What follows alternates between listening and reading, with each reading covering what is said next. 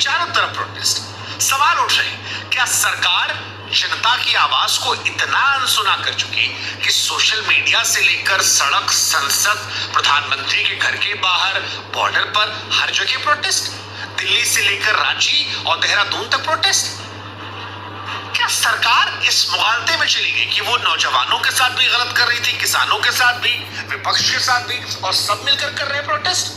या फिर पंजाब और यूपी के आने वाले चुनाव ने छात्रों के मुद्दे को उठाकर एक नया खेल खेल दिया? ये सारे सवाल आज इसलिए उठ रहे हैं क्योंकि देश की राजधानी दिल्ली आज 3 तस्वीरों में बटी नजर आई। 3 तस्वीर, 3 कहानियां, लेकिन एक ही कहानी के 3 कोने। पहली तस्वीर जंतर मंतर की, जहां पर नौजवान जब संसद की तरफ बढ़ा तो जो अफरा तफरी मची उससे देश को हिला दिया। आंसू गैस, लाठियां, उसके बाद तोड़फोड़। पुलिस कह रही कि हमारे 118 जवान घायल। छात्र कह रहे कि तुमने हमको कस के पीटा है, हिरासत में रख लिया है। शंभू बॉर्डर पर किसान भी आ चुका है। बड़ी संख्या में अन्नदाता कह रहा है कि हाईवे रोक दिया है, दिल्ली हम जाएंगे, अभी मान लो हमारी मांग, अमेरिका वाली ट्रेड डील रद्द कर दो, एमएसपी की कानूनी गारंटी दे दो। और राहुल गांधी जो अब तक खामोश थे, जो जंतर मंतर नहीं पहुंचे थे, वो सीधे प्रधानमंत्री घर के बाहर बैठ गए, कह रहे कि नहीं, अब मंत्री का इस्तीफा नहीं चाहिए, सीधे प्रधानमंत्री का इस्तीफा चाहिए। यानी एक दिन में 3 कहानियां आती है।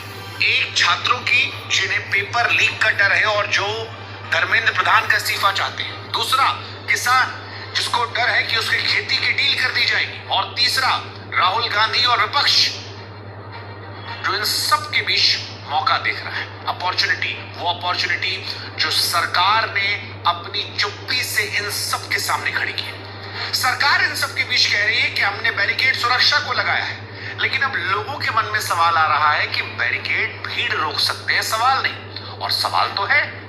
सवाल है कि अगर 2-2 बार धर्मेंद्र प्रधान गलत हो गए तो फिर इस्तीफा क्यों नहीं हुआ? अगर सरकार मान रही है कि पेपर लीक के दोषियों पर एक्शन हुआ, तो फिर मंत्री साहब को अपने पद पर रहने क्या? और अगर गलत था तो फिर बच्चे जब मांगने गए तो वो झड़प क्यों हुई? सवाल किसान भी पूछ रहा है कि मोदी जी हमारे साथ गलत तो नहीं होगा? सरकार के लोग कह रहे हैं महाराज अभी डीले पूरा नहीं हुआ है, गलत कहां से हो जाएगा? और इन सब के बीच में कॉमन जनता है जिसे यूपी और पंजाब का चुनाव दिखाई पड़ रहा है। यूपी और पंजाब, यूपी जहां बड़ी संख्या में छात्र आते हैं, पंजाब जहां पर किसानों की बड़ी ताकत है। और यही सवाल है कि अब जो कुछ हो रहा है ये सरकार की गलतियों का नतीजा है या सरकार की बेरुखी के बीच में विपक्ष को मिल गया एक बहुत बड़ा मौका है, मिल गया एक बहुत बड़ा मौका है। नमस्कार, मैं हूं शुभांकर मिश्रा और आज का वीडियो बहुत खास है क्योंकि आज जब हम परत दर परत खोलेंगे तो आपको जंतर मंतर का सच दिखाई पड़ेगा, ट्रेड डील का किसानों पर असर दिखाई पड़ेगा, और फिर उसके बाद जो सियासी खेल हम आपको समझाएंगे वो आपकी नजर और नजरिए। आंसू गैस, लाठीचार्ज, कैनॉट प्लेस में तोड़फोड़, एफआईआर दर्ज। सवाल दोनों से है, मार्च शांतिपूर्ण था तो गाड़ियां किसने तोड़ी? और कार्रवाई अगर प्रोफेशनल तरीके से थी, कानूनी तरीके से थी, तो फिर लड़कियों पर हाथ किसका था? ये आरोप हर तरफ से आ रहे हैं और दोनों का अपना अपना सच है। लेकिन आज की कहानी ये नहीं है, आज की कहानी दूसरी है। कहा जाता है कल जंतर मंतर को पुलिस ने खाली करा दिया, उखाड़ दिया। रात 11 बजे 6 घंटे बाद भीड़ वापस लौटी, टेंट लगा, मंच नया लगा और ऐलान की मार्च फिर से होगा। पुलिस ने रात में मंच उखाड़ा और सुबह पूरे देश ने देखा कि भाई साहब उखाड़ने से कोई चीज छोटी नहीं होती है, वायरल होती है। और इस सरकार को लेकर तो वैसे भी आरोप लग रहा है कि ये सरकार संवाद करती है, एक्शन में ज्यादा बिलीव रखती है और अब एक्शन का रिएक्शन हो रहा है।